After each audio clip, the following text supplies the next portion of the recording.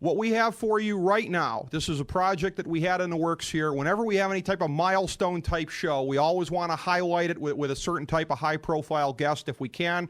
For the 4th anniversary show back in January, we got lucky. Everything worked out that night to be able to bring on Bob Barker for the 3rd time. Sometimes you can make it happen. Sometimes you can't. When we did our 100th episode last year, quite frankly, we weren't able to get any big names on that night. I think we had Kenny Albert from Fox Sports on for 99, so we weren't too disappointed. But sometimes it works, sometimes it doesn't. Tonight, it did work. We have his excellent book that came out here. His publishing house was nice enough to send it to us. I will hold it up to our high-definition cameras. It is called Rubber Balls and Liquor, and it is an interesting memoir / rendition of the stand-up act. It's an interesting melding of the two. I haven't really seen anybody else be able to pull it off, but he did seamlessly, and it's a pleasure to have on the program here tonight Gilbert Gottfried as our keynote guest here for the 150th episode. Gilbert, welcome to the FDH Lounge, sir. Pleasure to have you on with us tonight. Yes, I pulled it off. Yes. That's something I'm known for. Yes, you are.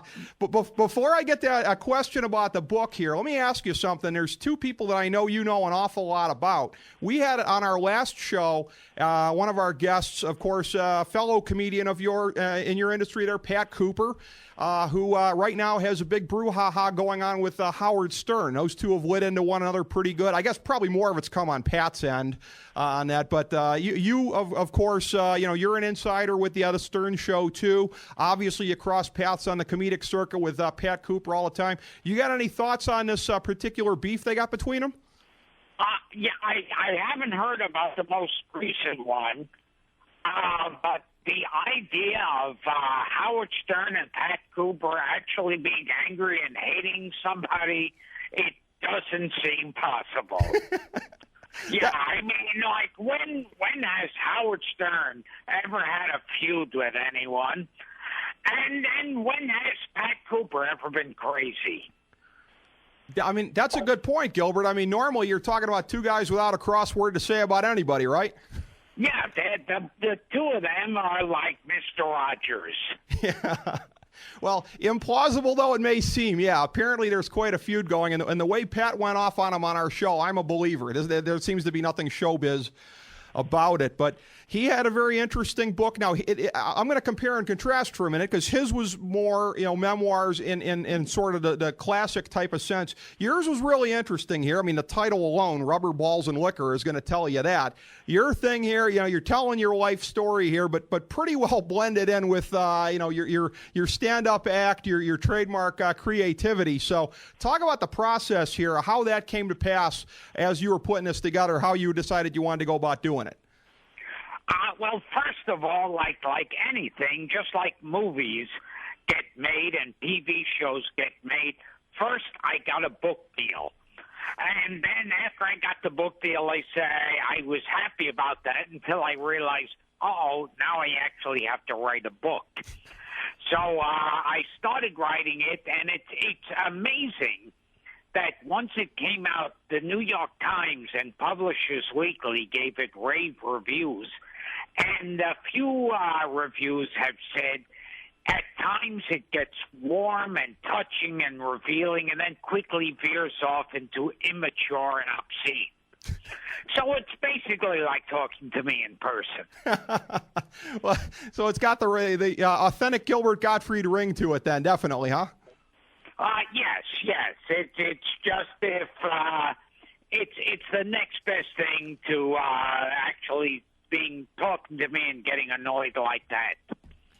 Well, it's interesting as well on the time frame with the book coming out because it is very recent, but you touch on something on page 153 here that references. It kind of prefaces something that happened after the book came out. Specifically, it's very interesting to note that you said in the book here, talking about the Affleck campaign, quote, curiously, they even ran this campaign in Japan, but over there they found my voice too abrasive, end quote. So that almost seems like a precursor of some type of trouble to follow, huh? Yes. See, it's mysterious that way, the book. It's kind of like reading the works of Nostradamus. I don't know if you were Babe Ruth calling your shot there, Gilbert, but that was definitely like a sign or a premonition or something. You weren't cheating because it hadn't happened yet, but yeah, I was almost, how you thought to mention Japan in the book here and reference that. It really, it was jarring when I read that. I got to tell you. Yes, I predicted so many things. See, Nostradamus never predicted a thing. He always seems to predict stuff after it happens. It's like after something happens, people go back to Nostradamus and go, well, that could be something he said. Me, I actually make these predictions. Yeah, you pretty much did, and amazing though it was. Yeah, I'm reading that in there. You specifically referenced that about Japan and the Affleck campaign. And I got to tell you, I mean, I had the same reaction when this hit. I think that a lot of people did. I very rarely, in any type of controversy like that, have sympathy with the corporation that's retaining the person, because I'm looking at this. I think most people are looking at this and thinking, this is Gilbert Gottfried. This is what his act is. If you haven't factored that into the equation ahead of time, if there's something that might shock or horrify you at some point, why are you asking me to feel sorry for you when something does happen? So it just, for Affleck to have done that, obviously they felt like they needed to move in a different direction there and get away from the duck voice that you did, but it just seemed very disingenuous to me. They knew who Gilbert Gottfried was at the outset. Oh, thank you. And unfortunately, I'm still at that point where I can't really talk much about Affleck. Okay. But it did become a major news item. It's like I feel like years from now, aliens will dig up this culture and think, hey, did he cause the tsunami, this guy? It's like, it's one of those things. It's like, and I always felt like since the beginning of time, these kind of jokes have been around. They'll be around till the end of time. When there's a tragic situation, people make jokes about it. People make jokes at funerals. People, I'm sure when Christ was on the cross, there were people in the crowd making jokes.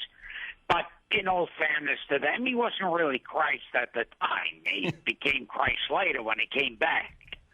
It hadn't quite gotten to that point yet, but I seem to remember some similar things here, and it's especially probably true, especially in the circles that you're in, guys like you, and ironically on the last show, Pat Cooper, who also does a lot of Friars Club roasts and also is renowned for the same type of stuff here. But any of you guys that are in that circle, I remember when Greg Giraldo passed away, and there was a thing there at the time about there were some jokes being made by various people on Twitter, and there was a sense of what's a good tribute and a good monument to the guy and something that he would have laughed at, versus what's in bad taste. It's a really interesting thing to look at. And when I found out, when I find out the exact second I found out that Greg Giraldo died, I immediately went to Twitter and said that if Greg Giraldo is cremated, will that be the Greg Giraldo roast? And then I followed it by saying, good news, Greg Giraldo's loved ones are cleaning out his house, and they'll be sending me a set of towels, initial GG.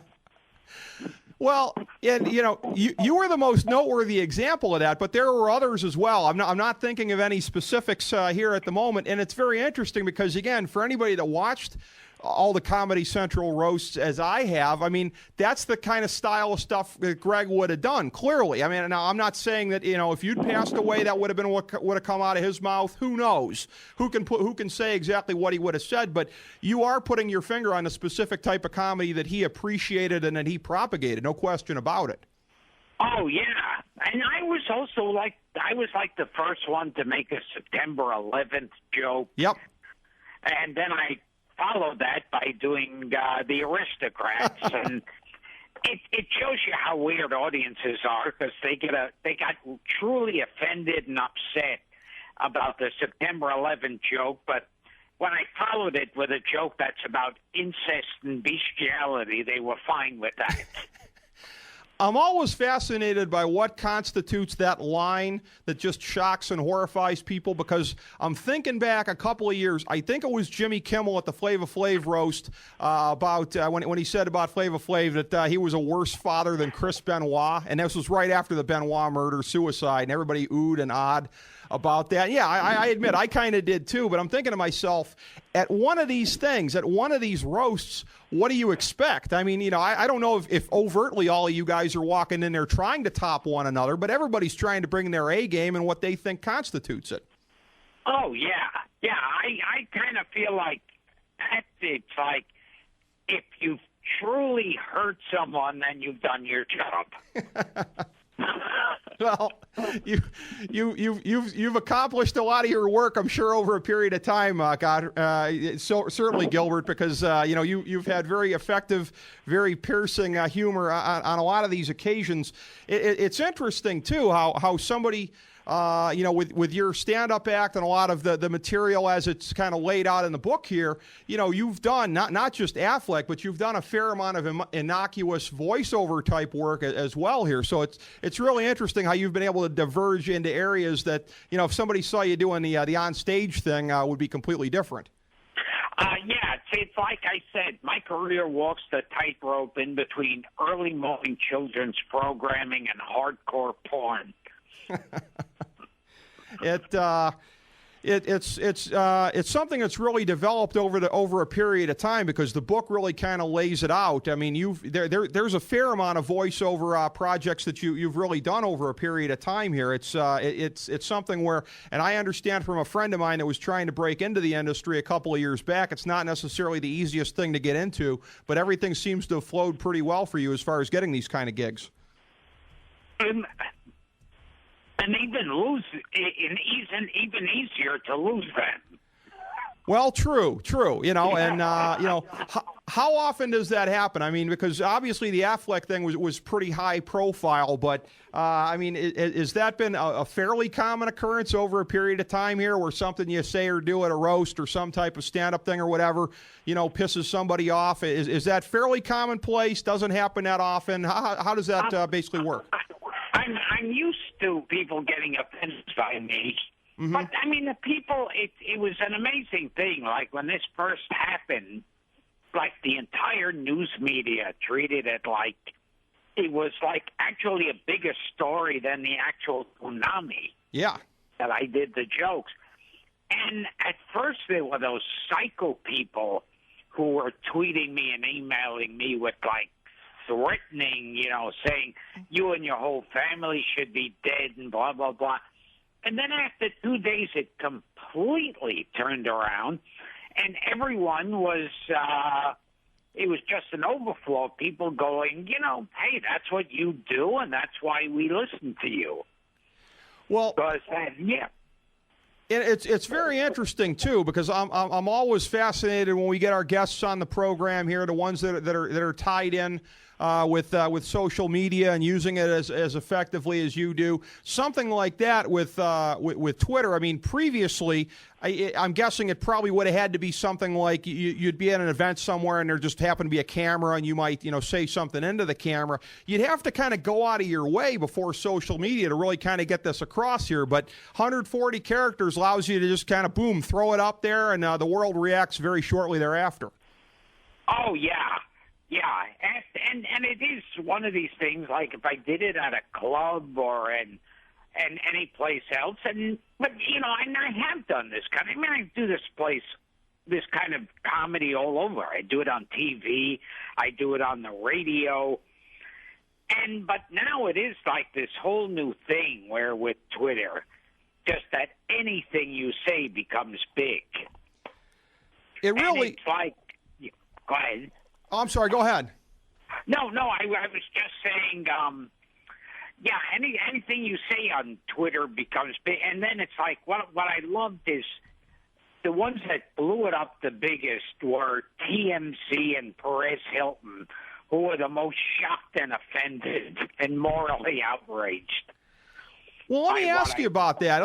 Let's take a look at the overall kind of state of celebrity here, because you're joking in the book here about where you are on the totem pole, and down here by this person. You referenced Lauren Taze, I think, from the Love Boat. So you were talking about that.